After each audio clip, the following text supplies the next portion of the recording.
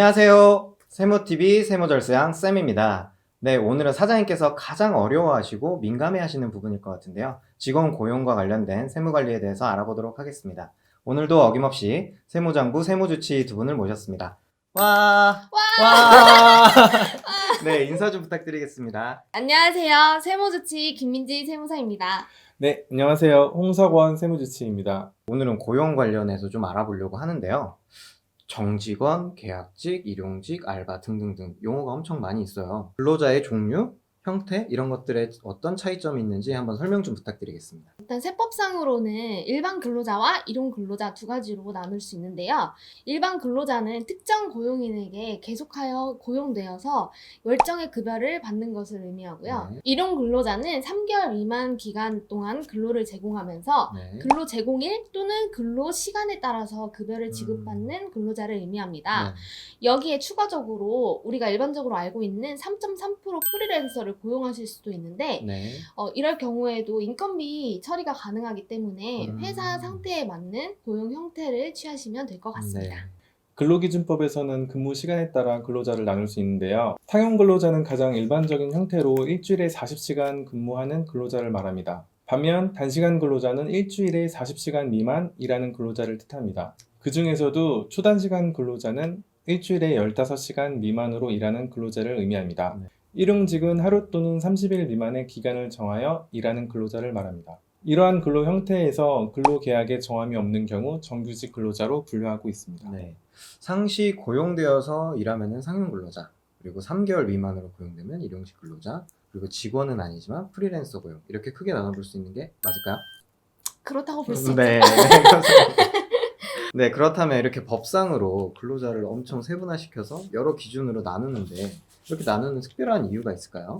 근로 형태를 구분해야 되는 데는 세금 신고 방법과 네. 4대 보험 납부가 달라지기 때문인데요. 네. 일반 근로자의 경우에는 4대 보험 그리고 근로소득세를 원천 징수해서 납부해야 합니다. 일용 근로자의 경우에는 하루 15만 원까지는 근로소득세가 발생하지 않기 때문에 납부할 금액이 없으세요. 네.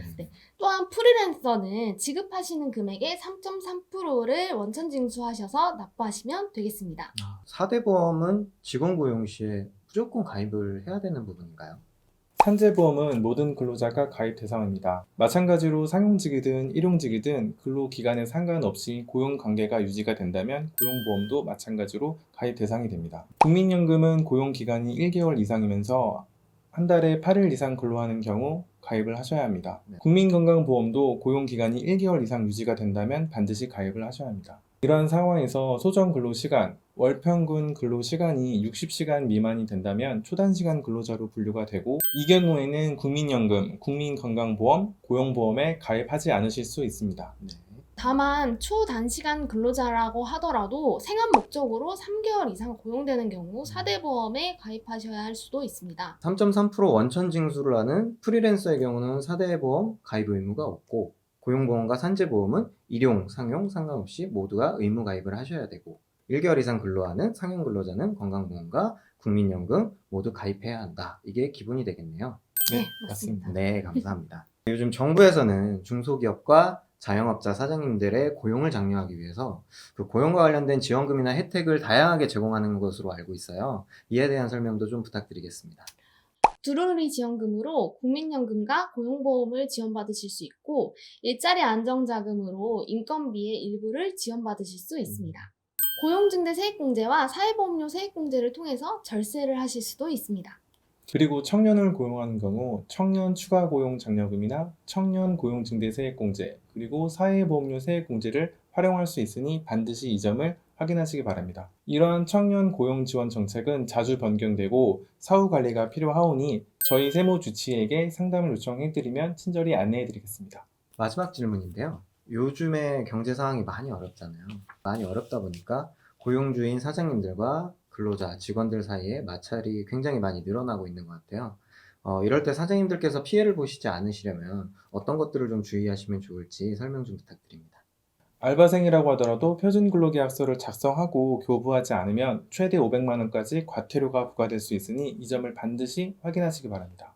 월 60시간 근무하면서 1년 이상 고용관계를 유지하는 경우 반드시 퇴직금을 지급하셔야 하므로 이 점을 반드시 유의하시기 바랍니다. 퇴직금 규정이나 표준근로계약서 규정은 5인 미만 사업장이라고 하더라도 적용되므로 꼭 이 점을 확인하시기 바랍니다. 사장님께서 추가로 주의하셔야 할 내용이 있는데요. 직원이 자진 퇴사를 하면서 실업급여를 받기 위해 권고사직 처리를 해달라라고 요청하는 경우가 간혹 있어요. 네네. 근데 당연히 실제 퇴사 사유로 신고를 하시는 게 맞으십니다. 네. 만약 직원의 실제 퇴사 사유가 권고사직이라면 해당 사업장에 일자리 안정자금 같은 정부 지원금이 중단될 수 있으니 이 점 유의해 주시기 바랍니다. 네. 지금까지 직원 고용과 관련된 세무, 노무, 기타 지원금 관련된 정보들을 알아보았습니다. 추가로 궁금하신 점들은 댓글로 남겨주세요. 저희 세무장부에서는 세무 컨설팅을 무료로 지원하고 있습니다. 이 영상의 설명란에 참여 링크를 통해서 신청 부탁드립니다. 세무장부에서는 소상공인 사장님들의 성공과 절세를 지원합니다. 구독, 좋아요. 알림 설정하시고 성공 지원 받으세요. 안녕.